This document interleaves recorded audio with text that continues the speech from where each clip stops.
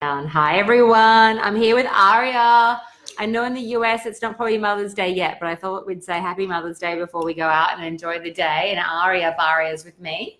You're going to tell everybody what card you just pulled? Love. Love. And what other ones? Can you read these three that I pulled too? Balance, fulfillment, prosperity. Wanted to share that. So guys, you might have received a post, an email from me and fun. These are all important things in your email inbox. I also posted it here on the group. I want to really honor you all, whether you're a mother or not, for your courage, humility, for the work that you do, for birthing sacred divine potency into the world, sharing your heart, your souls, having courage. And I just wanted to honor you. Hey, Liz, I'm with Aria. Aria's turning 6 very, very soon, aren't you? Tell everybody what type of party you're going to have. Spider-Man. Spider-Man party next weekend. And who's coming to visit you and stay with us for a few days? Hey, Sona. Hey, everyone. So one of the things I've shared before is that in order to get out of my own way, hey, gorgeous Liz, when you can't do something sometimes for yourself, where you're finding yourself in a pattern of struggle, of pain, of suffering, what's really helped me in my own life, hey, gorgeous Zyla, Monica, Ashley, hey, everyone, is to really look at those people that I love. And I remember when I was stuck in under-earning and I was just so over it, and I gave birth to this divine beauty, and I looked down at her and I thought, I can't do this anymore. I'm so over it. I'm so over working so hard and having very little to show for all my hard work. And I made a vow to change it and to figure it out. And that was the trajectory of my, probably biggest transformation of my life. And I had to get over my victimhood and my shame and my drama. Speaking to a divine, beautiful woman who's just given birth to a baby, and she joined my Progan High-End Empire a few months ago, and I'm letting her redo it again. Because she really didn't have the energy to commit. And I just want to say one thing. I think raising children and running businesses, it's not easy, but it's in the long term the easier path. I've spoken to so many different women who have their own businesses, and yes, it is exhausting, but what's even more sort of painful is later on in life when you don't have finances, your kids grow up, you don't have enough for them, and then you really have to start your career when they're older. And I make no judgment. I make no judgment of women who decide not to work when they have children at all, because it's each person's choice and path. However, what I really want to say is your man isn't a financial plan. I've seen so many women, like they've lived in mansions their whole lives and they end up getting divorced and they're left with nothing. They have no superannuation or no social security type stuff. Like they don't have any, I don't know what you call it, I keep forgetting in the United States, but they really don't have any sort of savings, and they come to me having to learn how to build businesses from the age of like 60 years of age. The fastest, hey everyone, the biggest rate of homelessness, fastest rate of, hey gorgeous everybody, hey, happy Mother's Day everyone. The fastest rate of homelessness growing in Australia, and I'm sure there's similar sort of, issues around the world globally, is women who had given up their careers to raise their children and they end up in divorce. So that's the fastest rate of homelessness in Australia, about women around the age of 60. So, even if you don't all have to have these massive empires, but I think keeping yourself in the game, whether you've got a job, whether you're deciding to build your own business, is so incredibly important. Even if you're a cleaner, for example, making an extra $250 a week, having your own income, I believe is vitally important, really, honestly. But you can do so much better than that. So, Mom. Yeah. And what do you think about mummy working? We're talking about that, right? You're going to go? You're going to escape? Aria and I were talking about it. But I think that, Aria knows all about building. And I think if you can have the so-called balance and make sure that you spend quality time with your children. I was saying the other day, the bigger that my business becomes, the more time that I actually have for my child, because I have it. What is it? I don't know what they're doing. We went shopping for her gift bags for her birthday, and she now wants to open every single thing that we bought Aria, no, these are for your friends. You can take one, and then I'm hiding all the rest of the gifts, okay? Because you're not going to have any presents left, including she got her dog for her birthday. So take it easy. It doesn't have to happen all overnight. And if you are finding it hard sometimes to get out of your own way in order like to really grow and build, get support and also find that deep aligned why. So for me, it was like, yes, I wanted freedom. I wanted peace. I wanted more joy. I wanted more prosperity. I wanted to make an impact. And also, I wanted to ensure that my daughter, I know that, you know, the children are like sponges, right? So I wanted to ensure that my daughter would learn the right, as much goodness from me in terms of being her own woman, having her own money, charting her own territory, owning her own voice. And how can I truly teach that, right, when I'm not emulating that myself? So it's really my daughter that I have to be grateful for, who really kind of woke me out of my funk, especially when I lost my company. I had a clothing line, some of you may know, in New York City, and I lost that due to fraud, and I had to start off from scratch. So for about a year, I was in this complete and utter despair funk. I felt like a complete and utter loser. And then I realized that that kind of complete self-attack and that sense of overwhelm and anxiety that I had really was not going to lead me to where I wanted to go. And I completely overnight pretty much overhauled everything in my business and started packaging up high end. I have a background. I was an ad executive very young in New York City. I used to pitch and sell TV shows. So I was like, I know how to do this. I've got to stop with the pattern of constantly doubting myself, constantly having these panic attacks and overwhelm. Because what I realized was, and I see this with a lot of women, is you're spending the majority of your time either running around in circles, trying to figure it out on your own, hesitating, doubting, going around and around, or working incredibly hard, but really not getting ahead. So I just decided that really I had to focus all my energy on creating an offering that was really going to serve another human being deeply. And I got really focused with that.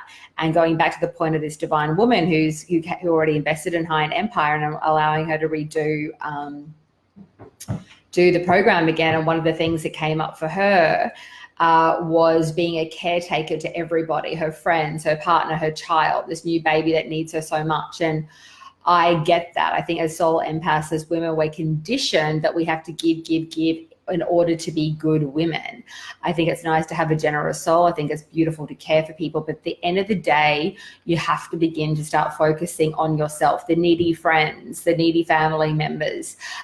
They need to be sent love, but you need to distance yourself from them, because you have another baby, you have potentially your children. If you have children, you have a partner, you have your own self that you need to mother and nourish and nurture, and then a new business is like a baby. So for me, when I began to really get focused and decided to make a conscious change, I had to stop the behavior of playing the fixer-upper rescuer person to my friends and to family members.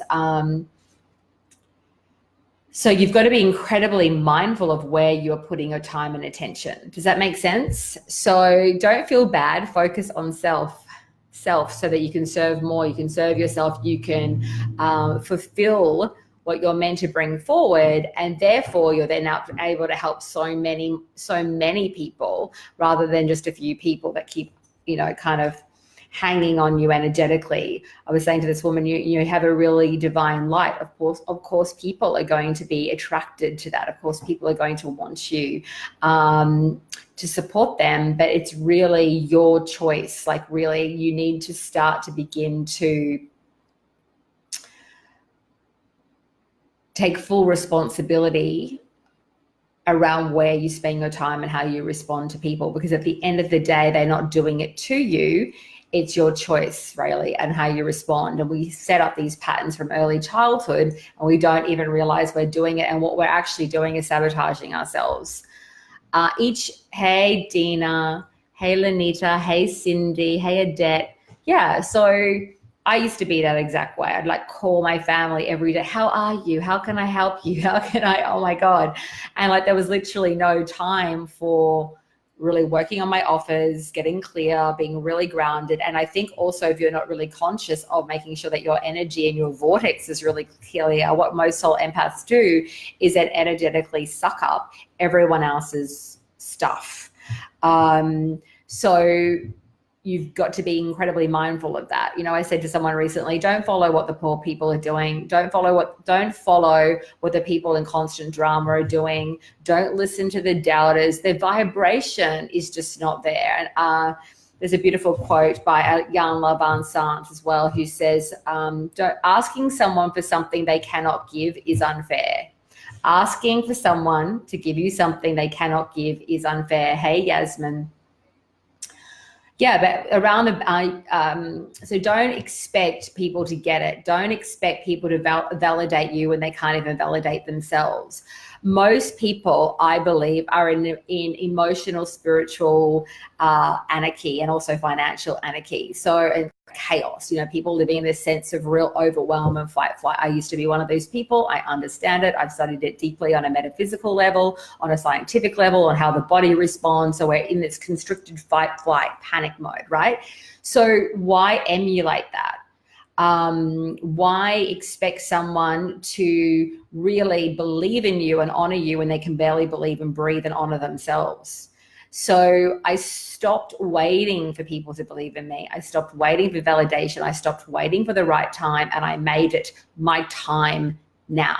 And every day it's a remembrance of being incredibly clear. Even in the team that I have, I'm like, if I see energy that's too dense, I tell them something's going on with you. It has nothing to do with me. You need to go fix it and then come back and come back to the table in full presence, because I don't want to hold that space in my company. So I'm loving, I'm kind. We do acupuncture sessions. Sometimes I'll shout my team members additional healing sessions and things like that. But really at the end of the day, being really mindful of what is my responsibility and what is their responsibility. I think Yasmin says that it's so true. The hardest thing is to create boundaries with my family and business. To be honest with you, Jasmine, and for any one woman who can feel into that and relate to it, and I really do get that, but it's probably the most loving thing that you can do for yourself. And here's a beautiful tip on that. You know, it's the most loving thing you can do for yourself and all others, because at the end of the day, we need to remove codependency. We need to inspire the people that we love to rise into their own power. And when you keep reaching down to pull someone up who isn't taking full responsibility for their own lives, you actually disempower them. You enable this codependency. What we're trying to do here when we're healers and mystics and shamans, and whether you're a business strategist or a coach, you're trying to help someone to embody their own power and to really claim their own selves. You can't do that all the time. That's why sometimes I really will use tough love to get people to really snap out of it and to remember who they are. You have to be very careful that you don't perpetuate victimhood. Both then you can perpetuate their victim and then you become a victim, because then you blame them and shame them for suffocating your life. But in real honesty, you have allowed it to happen. And I'm saying that with absolute love. Hey, goodness. Oh, the jumper. Thank you, Sophia. This is my Mother's Day present to myself. I love my family. I got some really cute little gifts. I'm a very lucky person. I was just in New York and I shopped a lot when I was there. I went to the outlets and bought myself some nice things and went on a holiday and did a little bit of work with some clients, but mostly it was a holiday. So I was quite spoiled. But I don't wait for people to buy me gifts, so I went out yesterday and I don't want to be disappointed, so I'll go and buy myself. I'm like, this is my gift. So Aria has a lilac jumper like mine, and we're going to match today. Hey everyone. Hey Sona. I know what that feels like. I spent 3 days with low vibrational people. It was exhausting. And I really believe in some way you've got to be ruthlessly self-loving in order to go to the next dimension. And that means that all low vibrational energies either you need to distance yourself from them. You don't even need to say anything to them. You just send them love. You do an energetic cord cutting between you and that person. or those people, you see them with love, you create a beautiful pink pulsing bubble around you of protection. You say, I'm clear, I'm clear, I'm clear. I release all past cords, contracts, obligations, commitments from my past lifetime, from this lifetime, and in future realms of consciousness to reclaim my holy, divine, rich power. I release you, and I set you free. I release me, and I set me free. And I come back down, come back into or down into my divine, I might need to ground, my divine, sublime, exquisite, rich diva frequency. Thank you, thank you, thank you. And so it is. Thank you, thank you, thank you. And so it is. Right? So it's a very beautiful, calming ritual that you can practice every single day. That also leads me to an invitation. I do have a free month offer in my, hey, gorgeous Michelle, in my $1 Million Diva membership. Some of you may have been in there. Some of you may have come out. You can come and join for free. It is free month. You have no obligation to stay. All we ask is that you email us at support@ingridanna.com, a week or two before your month is over, to cancel the membership should you wish to not continue at $97 a month. And you can stay in for 6 months, you can stay in for a year, you can stay in for years, you can stay in for 2 months, but it is a free month. So the link is in this post to join that should you wish to. It's a beautiful sacred group. We do invocations and prayers and rituals, and we have 2 kinesiologists and high priestesses who also use their bodies as surrogates to do deep clearing work. So if you want to take us up on that offer, it's something I would absolutely do, especially if you're really suffering right now and you really don't have money to invest at all. This is a place you want to start and you want to grab that offer, and I will be closing that off soon too. And we will end up closing that group as well, and we'll just open the group once a year going forward. So if it's something that you really want to test out, absolutely do it. I'm just going to see some of the comments. Hey everyone, hey gorgeouses, hey, happy Mother's Day. Yes, I love it. Never wear purple, the lilac, but I love it. Something new. So deep breaths, divas, deep breaths. Someone was asking me about how is my business going recently, a girlfriend of mine. She's a very successful CEO. She has a lot of stress in her business and the company that she runs. And she's seen me over the last couple of years go through an interesting journey. And I just want to say that, she said to me, have you read the book, The Tipping Point, by Malcolm Gladwell? And I said, yes, I have. And I was just telling her how good I feel. And it's because I believe that we reach new thresholds in our businesses and in our lives as we keep doing the work. Sometimes it can feel like you're walking through like really heavy, dank, gross, putrid mud, and it's heavy and it's hard and it's dragging. Here's what I know to be true, absolutely, without a shadow of a doubt. People quit too early. Don't quit. Don't think that you're doing, anything wrong. Don't shame yourself. You have to move through the challenges to become incredibly strong, to hold the container that you're born to create. So if you really want to have an empire, you want to lead hundreds of, if not thousands of people every year, all the trials and tribulations that you're going through right now are actually really, I know it sometimes can seem unfair. It can literally bring you to your knees. But honestly, if it was really here to enable you to really be grounded in your power and to have the sense of resiliency that is needed and a deep sense of depth of ownership of your own power, awareness, vision, and I keep going back to that word resilience, then how would you feel about it? And if you truly, would you feel so much more at peace with it all? Because there is no way I could be in the position that I'm in right now without going through, hey, gorgeous Michelle, happy Mother's Day.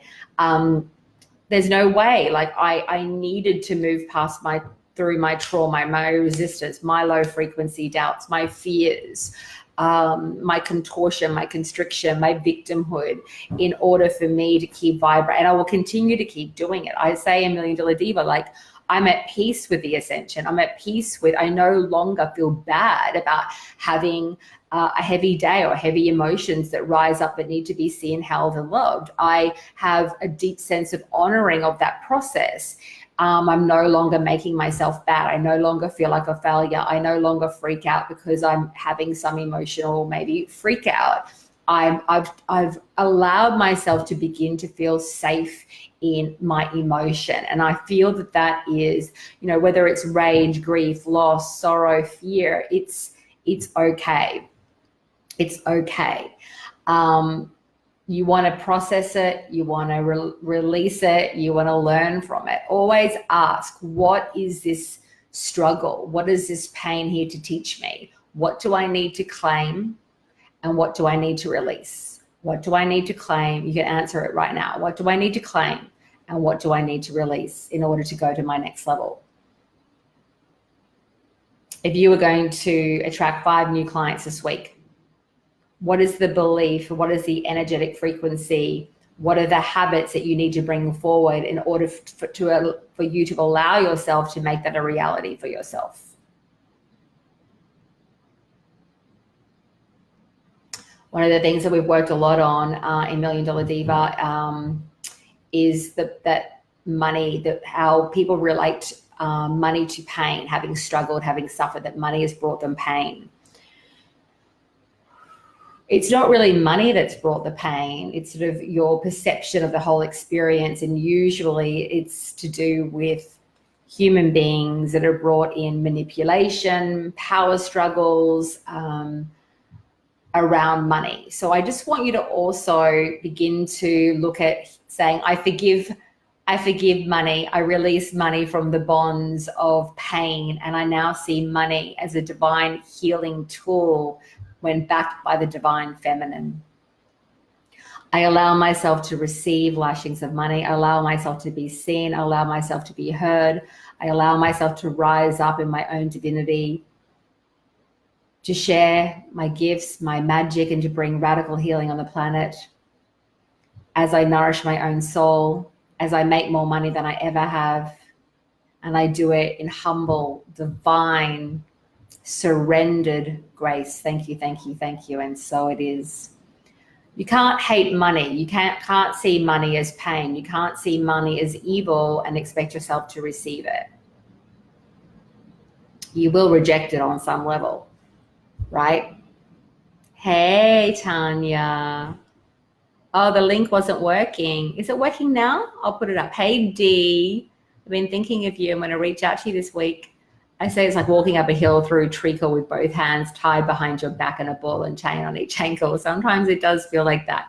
But I think don't you believe that we get more and more resilient and we can handle it? And that's what I was talking about before, the tipping point. Like all the things that was so hard for me, personally, professionally, because I've been so diligent in moving forward, and I've done a deep energetic call to constantly be healing healing and ascending, even though you want to work from the premise of I am healed, but you know what I mean? Ascending, allowing myself to release what is not love at a rapid divine rate. Now that is a call. That's an energetic call that I've made, which you can do right now. You say, I now allow myself to release all the pain and the shame and the suffering to rise and heal and ascend at a rapid divine rate. Thank you, thank you, thank you. And so it is. I'm doing it. It's like being a conductor and calling that in. And it doesn't have to be painful. It doesn't have to be difficult. For me, the more that I ascend into a higher dimension, the easier my life becomes. But one of the things that I have done is I'm committed. If I've got a problem, I find a solution. If I'm having a challenge, I look at myself and work through it. It's the only way that I know to have rapid ascension. It's pure, potent, deep responsibility. When you're fucking yourself over, when you're being a shit, when you're being a whiny diva, and the damsel in distress, you have to be, honest about it and look at your own self and take full responsibility. It's not shaming yourself, it's being honest. And then you don't go into self-attack. You go into, well, what am I going to do to shift this now? What am I going to do? Not what is anyone else going to do for you? What are you going to do to shift it now? Is it that you need to be more loving? Is it that you need to take a chill pill and calm the F down? is it that you need to release and forgive someone, including yourself? That is usually a huge part of the equation. Do you need to actually start doing the things to move your business forward instead of expecting a different result, doing the same draining shit, expecting yourself to actually really build a business? Like, honestly, like, building a business is actually, when you get the foundation and you understand what the steps are, it becomes a heck load easier. You know, are you denying that? Are you running away from it? Are you putting your head in the sand? Are you thinking that somehow miraculously it will just all be figured out? I believe in miraculous divine ascension. I believe in miraculous divine financial abundance pretty quickly, but it does, that only comes when you step into a new realm of consciousness and really take full responsibility for your life. So at the end of the day, if you want a miracle, you have to become the miracle. Oh, gonna laugh at ourselves sometimes. Hey, Kelly, link please. Okay, the link is stuffed up. Yeah, I'll put it down here in a sec. Hey, Ellen. Hey, Janet. And so it is. Hey, Suzanne. I haven't seen you in ages. Hey, Vicky. Hey, everyone. Hey, Caitlin. Gorgeous ones. Hey, Amanda. What do you think it takes? Why do you think it takes people longer for some people to see the results than others? That's a really great question, Adette. Resistance. So on some level, there is some fear holding you back where the cost, like, so you'll say, yeah, I want to make $100,000 over the next 90 days. To say that is an intent that you have. There'll be one part of you that is in resistance to that on a subconscious level. So you'll say, I want it. Why isn't it happening? But really, beyond that, something that you cannot see. So ask for it to be seen to you. What do you fear more? Like, for example, when I was like going to the next level financially and I was doing work on myself, I noticed that, you know, there was always this pattern of self-sabotage. So I'd do well, I'd make money, I'd lose money. Stop, start. And I see that a lot with people, right? And for me personally, it was around money. Like when my parents got divorced, there was an embedded belief that I wasn't even aware of, that